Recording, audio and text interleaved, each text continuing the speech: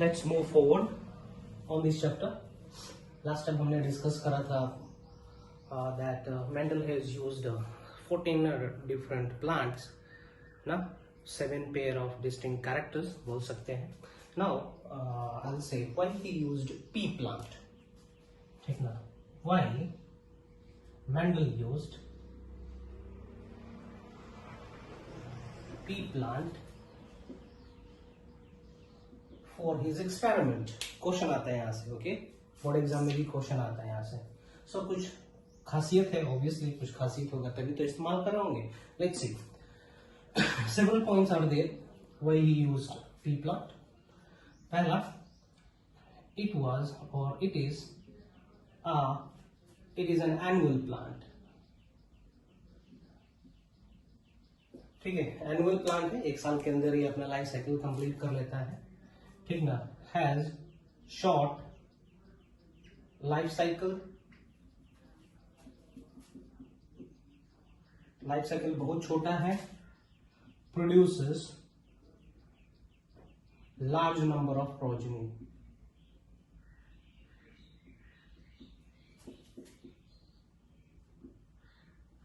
पर cycle, per breeding period.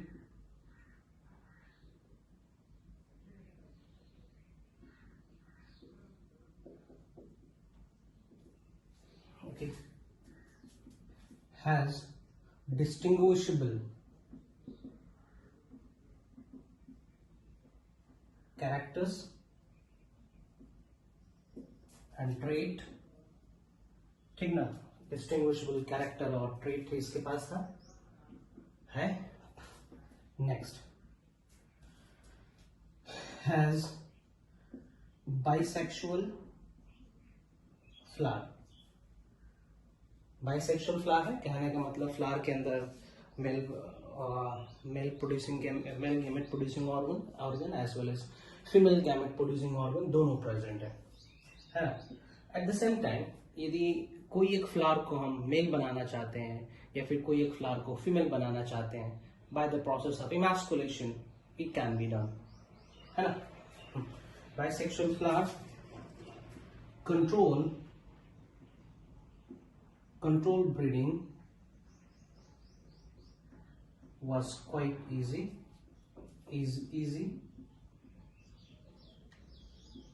ठीक है, ब्रीडिंग परफॉर्म करना बहुत ही आसान है पी प्लांट में, है ना. तो इन्हीं सभी कारणों के चलते Mendel used pea plant for his experiment. Okay, याद रखेंगे, this question are often asked in board exams.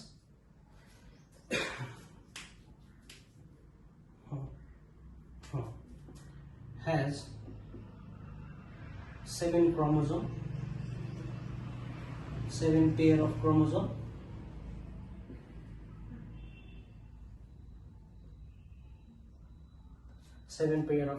That is n is equal to 7 and 2n is equal to 14. याद रखें, कभी कभी क्वेश्चन आता है, what is the ploidy of pea plant? It is diploid. What is 2n is equal to? 2n is equal to 14. ये तो हो गया कि भैया मेंडल साहब ने क्यों यूज करा था P plant. Now why the Mendel has succeeded in his work, the next will be question, है ना. 1856 के आसपास, ठीक है, उतने एडवांस टेक्नोलॉजीज थे ही नहीं. Beside that, how Mendel made his journey, made his way. ठीक ना.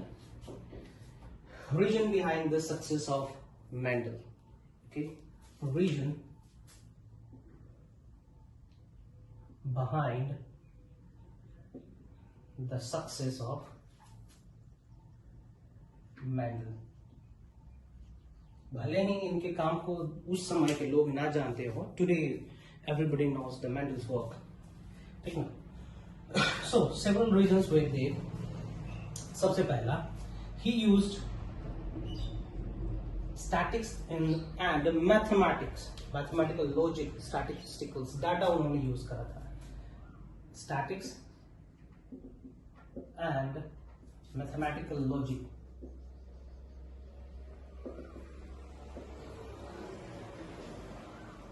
to achieve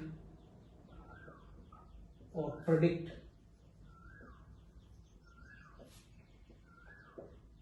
results। ठीक ना। दूसरा, he kept his reading accurately।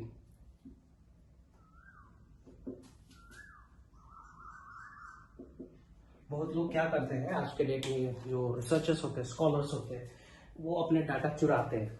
ठीक ना, डाटा चुराते हैं या फिर फेक डाटा लिखते हैं। लेकिन मेंडल ने क्या करा, उन्होंने डाटा कुछ चुराया नहीं, कुछ फेक डाटा नहीं लिखा। जो उनको मिलता गया, जो डाटा प्राप्त होता गया रिसर्च के दौरान, वो लिखते गए। He worked on large sample। ठीक ना, उन्होंने 1-2 मटर प्लांट पे काम नहीं किया, लगभग 1000, 2000, 3000, ठीक है, हजारों हजार में उन्होंने मटर का पौधा लगा रखा था और उसके ऊपर रिसर्च कर रहे थे। ठीक है, लार्ज सैंपल साइज रखा था उन्होंने। He worked on large sample. Okay.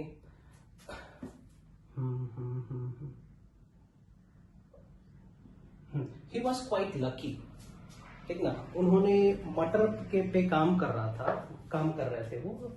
So quite lucky बोल सकते हैं, क्योंकि मटर में जो जीन था, 7 जीन था, और जो कैरेक्टर उन्होंने सिलेक्ट कर रखा था, वो बहुत ही आसान और बहुत इजीली उनको रिजल्ट मिलता चला गया।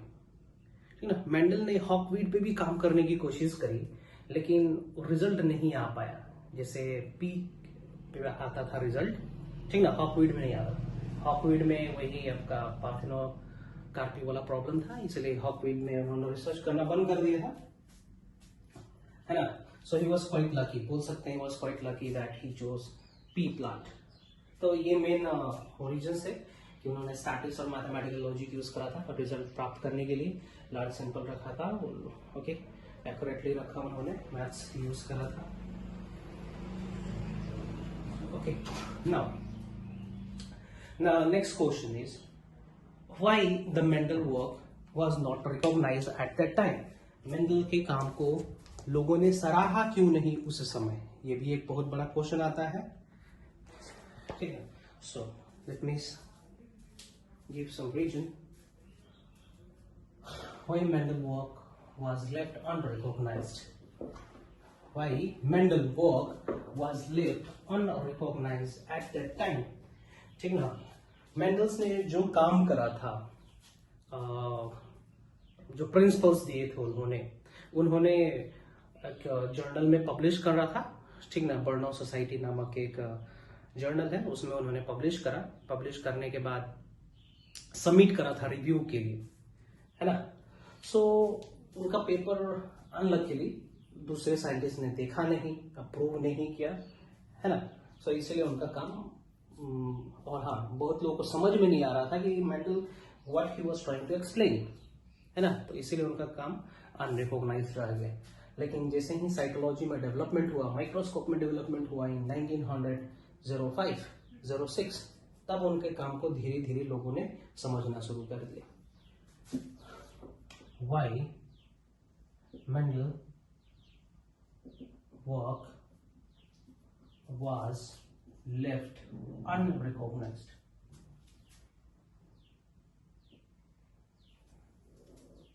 सबसे पहला उन्होंने मैथ्स यूज करा था बायोलॉजी में, जो कि बहुत सारे साइंटिस्ट को पल्ले नहीं पड़ रहा था। He used maths and statics in biology, ठीक है, which was not accepted by many scientists of the time, ठीक है। उस समय के साइंटिस्ट लोग को ये समझ में नहीं आया था। दूसरा, कम्युनिकेशन वाज वेरी पुअर, ठीक है, कम्युनिकेशन इतना मतलब सही नहीं था, कम्युनिकेशन उतना एडवांस नहीं था कि इस सारे लोगों के पास ये डाटा पहुंच जाए। तो कुछ लोगों के पास ये डाटा पहुंचा, ठीक ना, जिनके पास पहुंचा उन्होंने रिव्यू नहीं करा, उन्होंने ढंग से देखा नहीं कम लोगों के पास ये डाटा पहुंचा, अपना दिमाग नहीं लगा पाए वो लोग, अनअवेयर हो गया, was very poor at that time.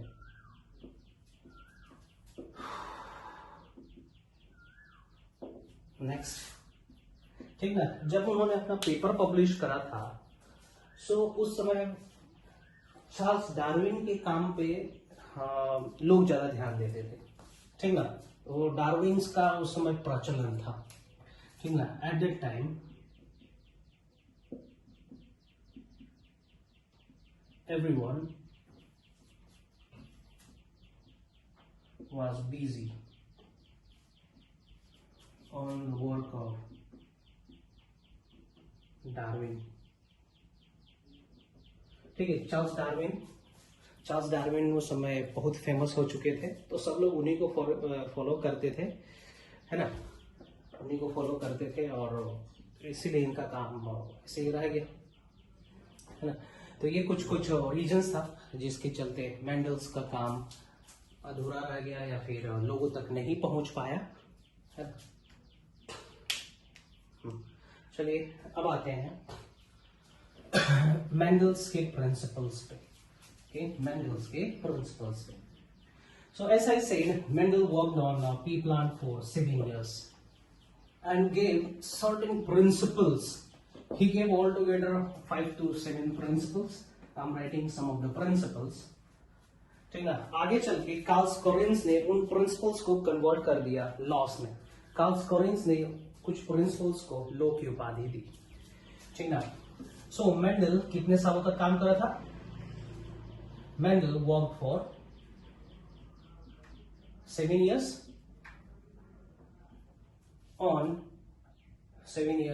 on pure line P plant, ठीक ना। कब से कब काम करा था? 56 से लेके 63 तक, ठीक ना। एंड गेव, और क्या दिया था उन्होंने? And gave 5 principles. Let me write down those principles, ठीक ना। उन्होंने प्रिंसिपल दिया, किसी दूसरे लोगों ने उस प्रिंसिपल्स को लॉ की उपाधि दी, ठीक ना। जैसे कि प्रिंसिपल ऑफ पेयर फैक्टर, है ना। पेयर फैक्टर, मेंडल्स ने कहा था something passes from the parents to the offspring, that something is called factor. Mendel said some factor passes from parents to offspring and that factor exists in pair. pair मतलब 2 allele होते हैं, हर एक gene के 2 alleles होते हैं। that this principle said, principle of pair factor, principle of dominance,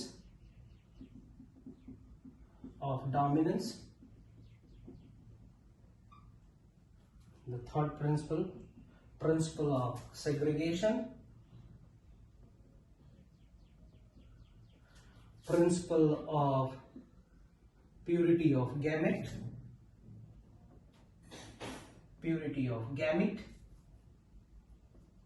and the last one, principle of independent assortment.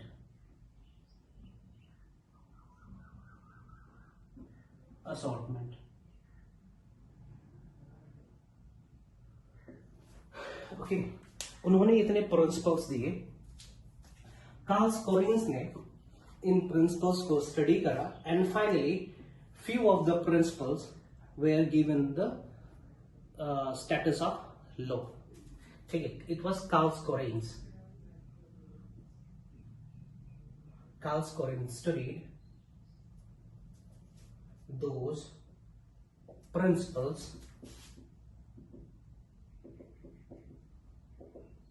and he gave the status of law to few of the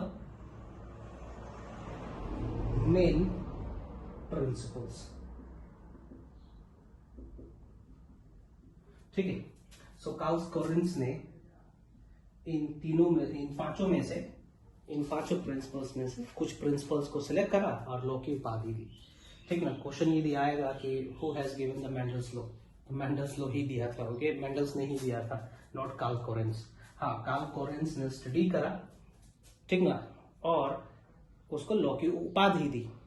ठीक ना, यही इसका मतलब। जो पहला law था, law of dominance, ठीक ना, law of dominance, law of segregation,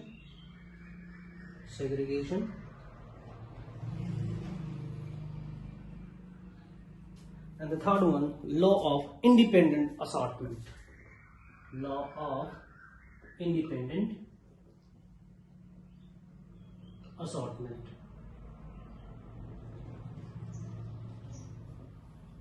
law of independent assortment। ठीक ना, सो इतने सारे उन्होंने principles the, law of independence assortment.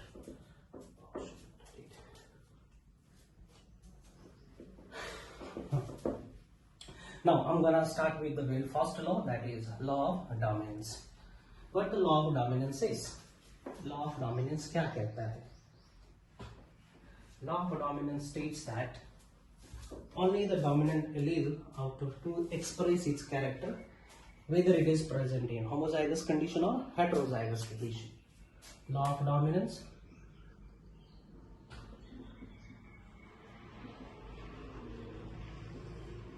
To study law of dominance, Mendel considered monohybrid cross. उन्होंने क्या कंसिडर करा? मोनोहाइब्रिड क्रॉस कंसिडर करा उन्होंने। ठीक है, मोनोहाइब्रिड क्रॉस कंसिडर करा। So let me say the definition from monohybrid law of dominance states that, क्या कहता है? It states that only the dominant allele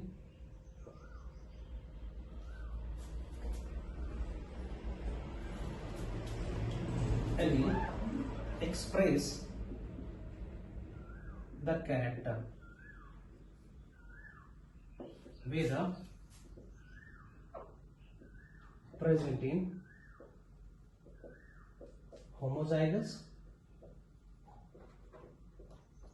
or heterozygous condition।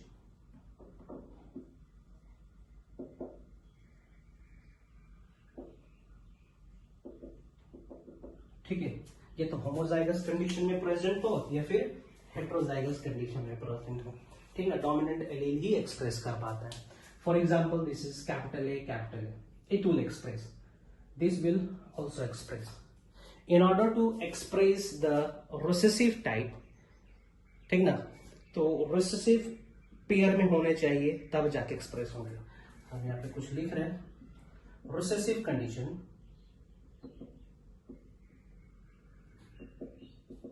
can express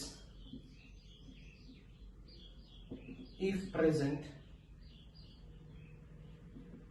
in homozygous condition।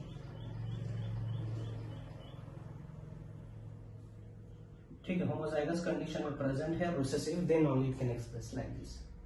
If the recessive is present in this condition, then only it can express, otherwise it will not express। Correct? Now I'd like to say something about this law of dominance. This law of dominance was not or is not universal। ठीक ना, this law is not universal। ध्यान देंगे, ये law universal नहीं है, सभी के लिए लागू नहीं होता है। This law is not universal, ये यूनिवर्सल नहीं है, ध्यान देंगे। I'll say deviation from Mendel's first law, okay, ठीक ना, हम बताएंगे कुछ एक्सेप्शंस जो है हम डील करेंगे यहाँ पे। So let me demonstrate the law of dominance with the help of monohybrid cross। So what the Mendel did in order to justify the principle of dominance, ठीक ना, he took pure plant, ठीक ना, he took pure plant with respect to the seed। ठीक ना, उन्होंने round seeded एक character लिया और रिंकल सीडेड दूसरा कैरेक्टर लिया।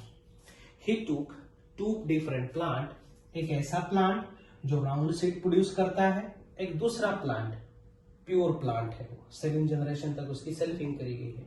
वो पौधा क्या करेगा, it will always produce wrinkle seed, ठीक ना। ये क्या है, round seed which is dominant over wrinkle seed.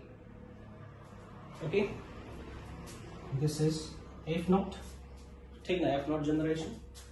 He made gamete out of this. यहाँ पे जो एलिल्स प्रेजेंट होंगे इस तरीके से प्रेजेंट होंगे, और यहाँ पे इस तरीके से जो पॉसिबल गैमेट बनना है, यहाँ पे ये गैमेट बनेगा, ये गैमेट बनेगा। Now F1 generation, how he encountered. In the F1 generation, he got all seeds round.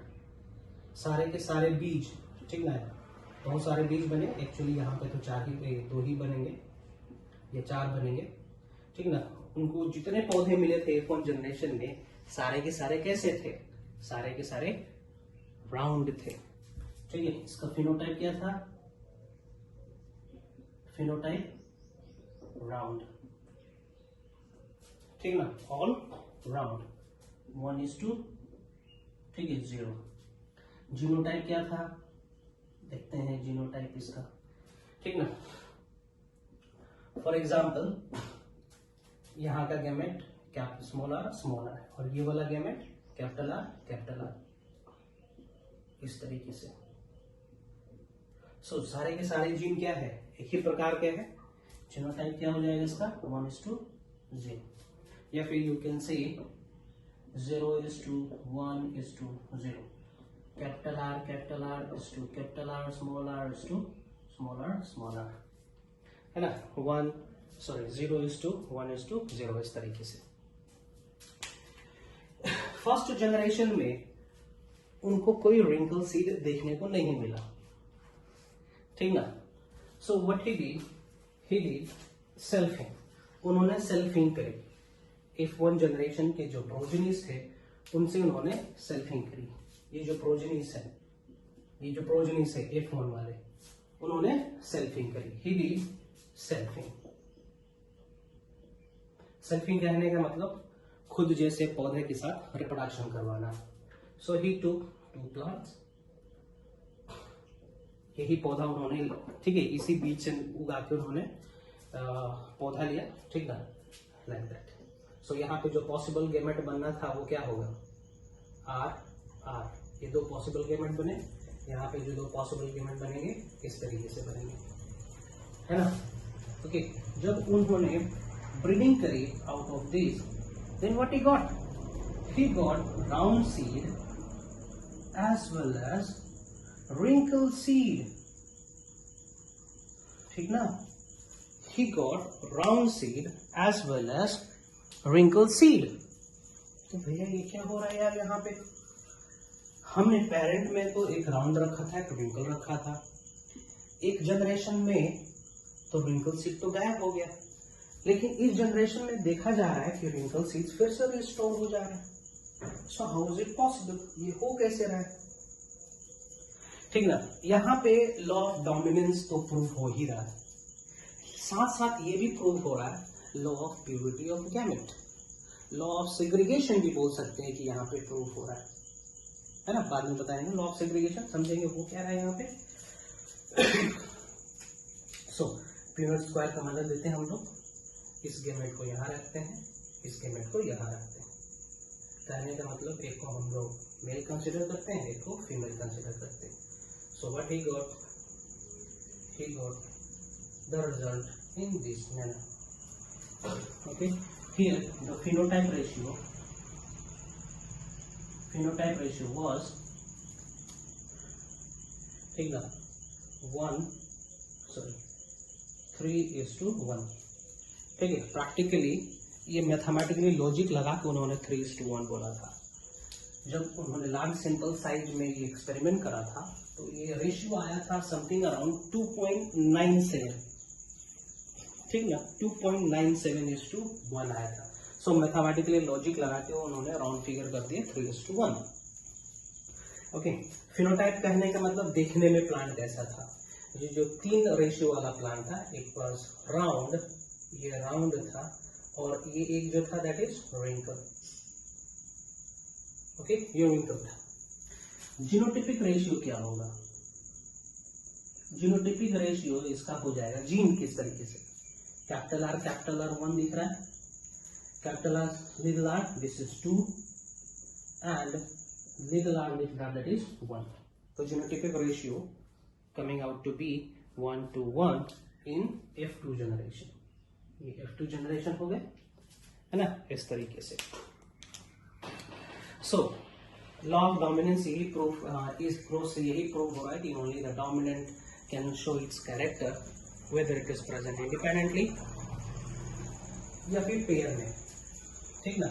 और रिसेसिव एक्सप्रेस कर पाएगा अपना कैरेक्टर जब प्रेजेंट होगा डबल केस, ठीक ना. तो ये रहा आपका law of dominance which is stating that only the dominant allele can express it's character whether present independently or in pair. The next I'll discuss that one, exception to the Mendel's law of dominance.